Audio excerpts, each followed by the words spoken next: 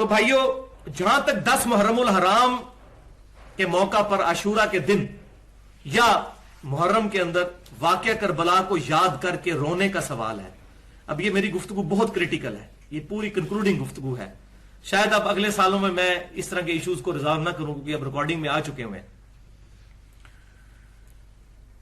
تو سیدنا حسین کے اس واقعے کو یاد کر کے اگر کوئی شخص روتا ہے یا کوئی پروگرام ارینج کرتا ہے اور اس میں وہ واقعہ یاد کروا کے لوگ روتے ہیں، اس میں کوئی قباحت نہیں بلکہ ثواب کا کام ہے، اور یہ میں اپنی طرف سے نہیں کہہ رہا، یہ خود نبی صلی اللہ علیہ وسلم کی سنت ہے. مسند امام احمد میں صحیح سند کے ساتھ جلد 1 صفحہ 85 پر انٹرنیشنل نمبر کے مطابق 648 نمبر حدیث ہے، صحیح سند کے ساتھ. سیدنا علی کہتے ہیں کہ ایک دن میں حضور صلی اللہ علیہ وسلم کی خدمت میں حاضر ہوا، آپ صلی اللہ علیہ وسلم کے چشمان کرم سے آنسو روا تھے اور حضرت حسین کو اپنی گود میں اٹھایا ہوا اور زاروں قطار رو رہے.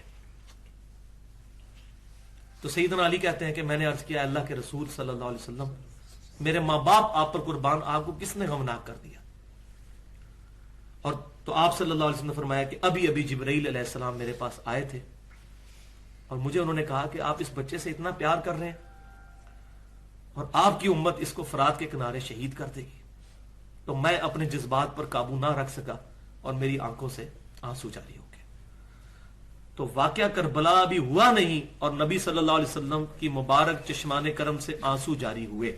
اور بات مرزا صاحب نے کی اپنے لیکچر میں، کہتے ہیں کہ مسند احمد کی حدیث ہے غم حسین منانے کے حوالے سے. یہ محرم میں اکثر جس طرح شیعہ روافظ پیٹ رہے ہوتے ہیں تو مرزا صاحب بھی ایک یعنی مجلس بنا کر، ماحول بنا کر رونے رلانے کا بیٹھے ہوتے ہیں، مجلس بپا کرتے ہیں.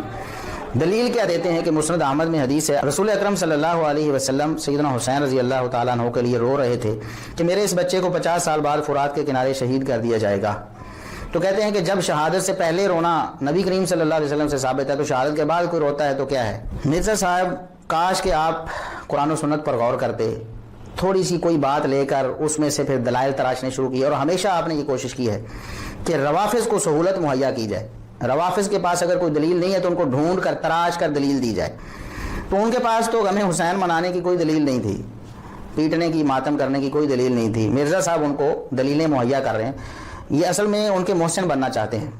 کہتے ہیں کہ جی سیدنا حسین رضی اللہ تعالیٰ عنہ کے لیے رسول اللہ صلی اللہ علیہ وسلم روئے، تو اگر اب کوئی روئے تو جناب کیا ہے؟ رونا چاہیے اور رونا سنت ہے. اچھا جی مرزا صاحب، ہم آپ کو بتاتے ہیں کہ نبی کریم صلی اللہ علیہ وسلم اور لوگوں کے لیے بھی روئے تھے نا. کیا آپ صلی اللہ علیہ وسلم ساری زندگی میں صرف سیدنا حسین رضی اللہ تعالیٰ عنہ کے لیے روئے؟ اگر تو ایسے ہے کہ آپ صلی اللہ علیہ وسلم ساری زندگی میں سیدنا حسین رضی اللہ تعالیٰ عنہ کے علاوہ کسی کے لیے نہیں روئے تو چلو پھر تو کچھ مانا جا سکتا ہے، اگرچہ پھر بھی اس میں سکم ہے اس استدلال میں کہ ہر سال پھر بعد میں رونے کی کیا دلیل ہے؟ صحابہ تابعین، تبع تابعین اور ائمہ دین کون تھے جو اس طرح محرم میں مجلسیں لگایا کرتے تھے کہ نبی کریم صلی اللہ علیہ وسلم اس وقت روئے تھے لہٰذا ہم ہر سال محرم میں روئیں گے. نبی کریم صلی اللہ علیہ وسلم کو جب اطلاع ملی آپ صلی اللہ علیہ وسلم اسی وقت روئے نا. تو رونا تھا تو جب آپ کو وہ حدیث معلوم ہوئی تو آپ اس وقت رو لیتے. ظاہر ایک مسلمان کے ایمان کا تقاضا ہے.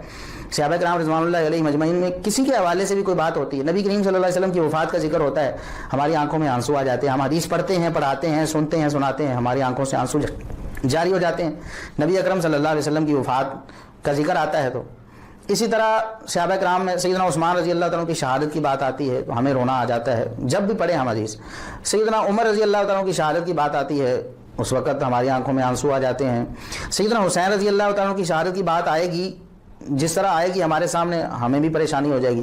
لیکن یہ کیا بات ہوئی کہ محرم میں سال بعد سیدنا حسین رضی اللہ تعالیٰ کا غم منایا؟ یہ تو بالکل ایسے ہی ہے جیسے جو بریلوی احباب ہیں وہ نبی کریم صلی اللہ علیہ وسلم کا یوم میلاد مناتے ہیں کہ آپ صلی اللہ علیہ وسلم کی ولادت کا دن ہے لہٰذا ہمیں خوشی ہوئی. ظاہر ہے اس وقت تو آپ صلی اللہ علیہ وسلم کے رشتہ داروں کو خوشی ہوئی تھی نا آپ صلی اللہ علیہ وسلم کی پیدائش کی. لیکن یہ کیا بات ہوئی کہ ہر سال بعد اگر ایسا کرنا درست ہوتا تو پھر نبی کریم صلی اللہ علیہ وسلم خود بھی اپنی ساری زندگی میں صحابہ کرام ابوبکر عمر عثمان و علی رضی اللہ تعالیٰ عنہم اور دیگر صحابہ کرام، پھر تابعین، پھر تبع تابعین اور پھر ائمہ دین میلاد مناتے.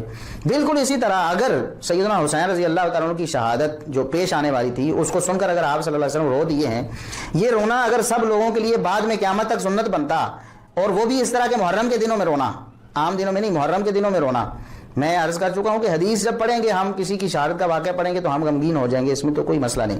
لیکن خاص دن منا کر محرم کے 10 دنوں میں وہ خاص مجلسیں بپا کر کے پھر سیدنا حسین رضی اللہ عنہ کی شہادت کا ذکر کر کے رونا رلانا اور اسے سنت قرار دینا، اگر یہ جائز ہوتا تو پھر صحابہ کرام رضوان اللہ علیہم اجمعین آپ سے کم محبت رکھتے تھے سیدنا حسین رضی اللہ تعالیٰ عنہ سے؟ آپ رضی اللہ تعالیٰ عنہ کی شہادت کے بعد اہل بیت کے کون کون سے افراد زندہ تھے؟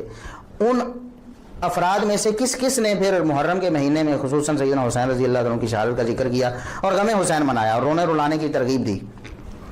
اسی طرح بعد میں ائمہ دین نے کسی نے کوئی باب ہی قائم کر دیا ہو کہ غم حسین کا بیان، کہ ہر سال محرم کے مہینے میں غم حسین بیان ہونا چاہیے اور لوگوں کو رونا رلانا چاہیے۔